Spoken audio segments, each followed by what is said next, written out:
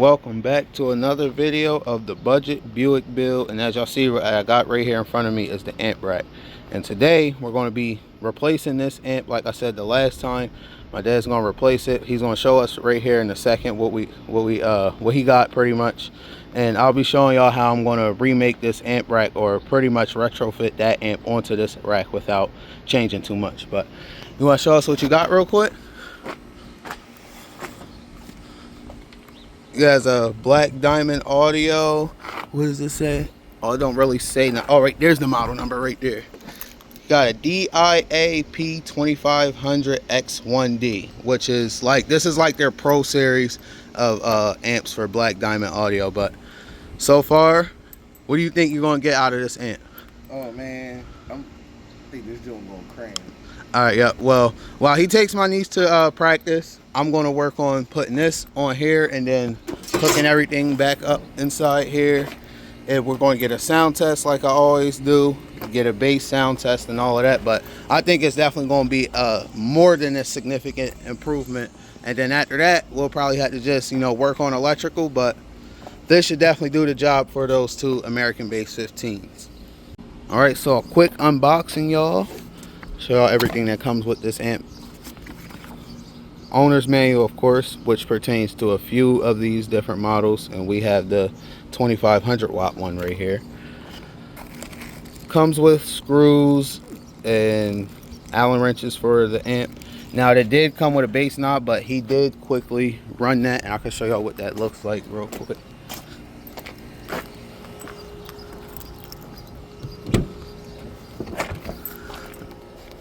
Right there's the bass knob. It's just pretty much like a generic looking bass knob, but it'll work. But let me show y'all some of the features and what this amp can do pretty much. So let me get it out of here, get it out of this plastic real quick, and we'll get into that. All right, so right here we have the Black Diamond Audio P2500X1D, but it is 21 inches long, so it's almost 2 feet long. So make sure you definitely have the space to mount this in your trunk or wherever you mount your amps at in your car. So definitely keep that in mind. And also, if I'm not mistaken, at the time of recording this video, he only picked this amp up for 211 bucks. And honestly, you really can't beat that for a 2500 watt amp. But on this side, we have, bass boost, which we don't ever use, RCAs, where your bass knob gets plugged in. Then you have your gain, low pass filter, subsonic filter. What I like about this amp is it has a clip light, so it's very easy to tune. So pretty much as soon as you see that light come on, it's time to back the gain off a little bit to where maybe the light is just barely coming on or not coming on at all. So that's the clip light. We have a protect and power. We have 1-aught inputs over here.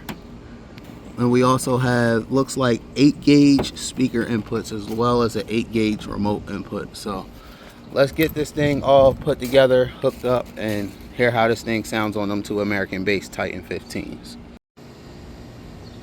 Alright guys, so my plan of attack here is pretty much to put a 2x4 here, one right here where this amp is sitting at, and then another one either around yonder or over there.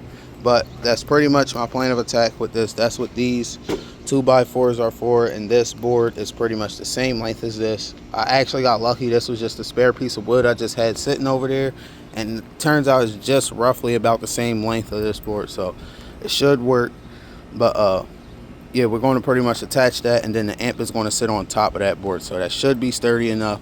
And hopefully I can do some clean wiring and drill holes into the wood and bring the wires up through the wood and over to the amp. But for now, about to get started on putting this board together and taking this amp off. So let's get started.